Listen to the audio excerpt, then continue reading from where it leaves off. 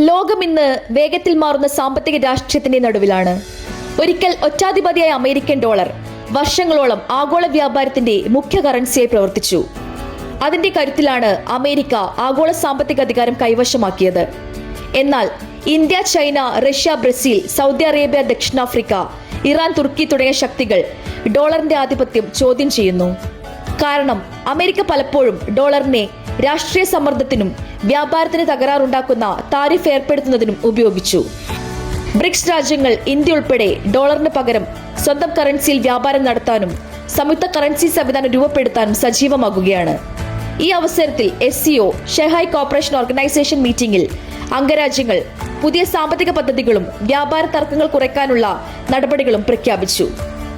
അതേസമയം ട്രംപ് ഉൾപ്പെടെയുള്ള അമേരിക്കൻ നേതാക്കൾ ഡോളറിന്റെ നിലപാട് സംരക്ഷിക്കണമെന്ന് ആവർത്തിച്ചു.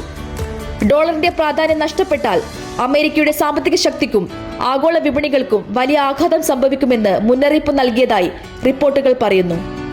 SCO മീറ്റിംഗിന് ശേഷം ഫിൻലാൻഡ് പ്രസിഡന്റ് പാശ്ചാത്യ രാജ്യങ്ങൾക്ക് മുന്നറിയിപ്പ് നൽകി. യൂറോപ്പും അമേരിക്കയും ഇന്ത്യയോട് കൂടുതൽ സഹകരണപരമായ വിദേശ നയം സ്വീകരിക്കാതെ പോവുകയാണെങ്കിൽ അമേരിക്കയ്ക്ക് ഇന്ത്യയോട് കൂടിയുള്ള പതിറ്റാണ്ട് കാലങ്ങളായുള്ള ബന്ധം എന്നേക്കുമായി നഷ്ടമാകും. ഇത് ഇന്ത്യയുടെ ആഗോള രാഷ്ട്രീയ സാമ്പത്തിക സ്ഥാനവും അതിന്റെ സ്വതന്ത്ര നീക്കങ്ങളുടെ പ്രാധാന്യവും വ്യക്തമാക്കുന്നു. ഇന്ത്യക്കിതിലൂടെ ഡോളറിലെ ആശ്രയത്വം കുറയ്ക്കാനും എണ്ണ, ഗ്യാസ് ഇറക്കുമതികൾ സ്വതന്ത്രമായി നടത്താനും നിർണായക താരിഫ് നിയന്ത്രണങ്ങളിൽ കൂടുതൽ നിയന്ത്രണം സ്വന്തമാക്കാനും അവസരം ലഭിക്കുന്നു.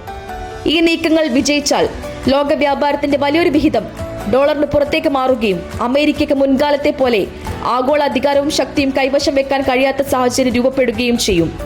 ഒടുവിൽ ലോകം പുതിയ സാമ്പത്തിക ക്രമീകരണത്തിലേക്ക് കടക്കുമ്പോൾ പുതിയ ശക്തി കേന്ദ്രങ്ങൾ രൂപപ്പെടുകയും ഓരോ രാജ്യത്തിന്റെ നീക്കവും ആഗോള സാമ്പത്തിക ഭാവിയെ നിർണ്ണയിക്കുന്നതിന് വൻ സ്വാധീനം ചെലുത്തുകയും ചെയ്യും.